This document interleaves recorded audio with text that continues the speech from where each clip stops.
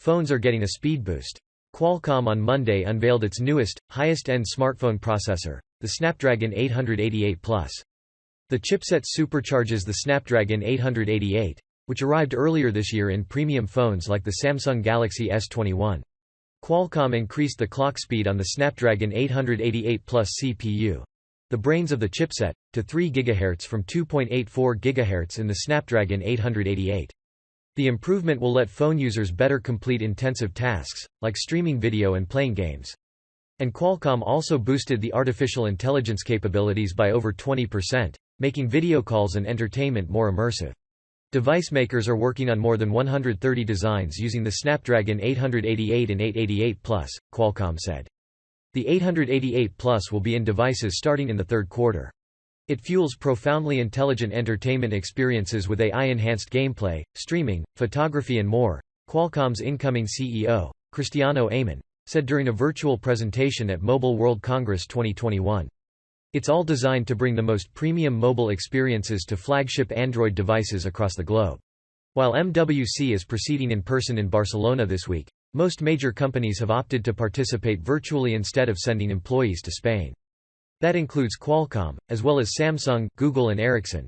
5G is expected to be a major topic at the conference, which typically gathers executives from handset designers, chip makers, networking providers, app and software designers and various other mobile-focused companies. The continued advance of 5G is more critical than ever now that the coronavirus has radically changed our world.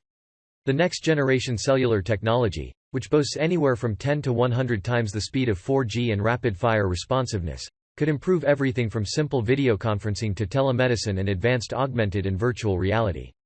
In the US, few phones have hit the market this year without 5G, and the ultra-fast, millimeter-wave version has come standard in devices like Apple's iPhone 12 lineup.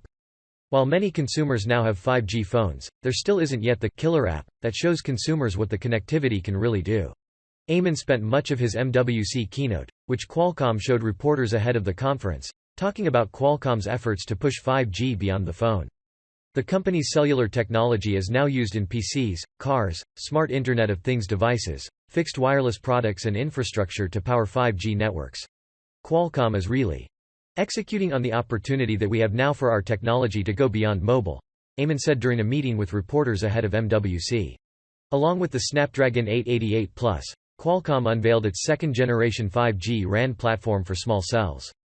The technology will expand mmWave to more places indoors and outdoors, as well as new locations around the globe. And it also will introduce new lower-band 5G capabilities with small cell densification in public and private networks. Qualcomm's new 5G Duo X100 accelerator card will let operators and infrastructure vendors take advantage of high-performance, low-latency and power-efficient 5G. When it comes to phones, Qualcomm said more than 35 operators and device makers across the globe have committed to supporting mmWave. The technology has super-fast speeds, but it's not as reliable as mid- and low-band versions of 5G. It can only travel short distances and is blocked by trees, windows and other items.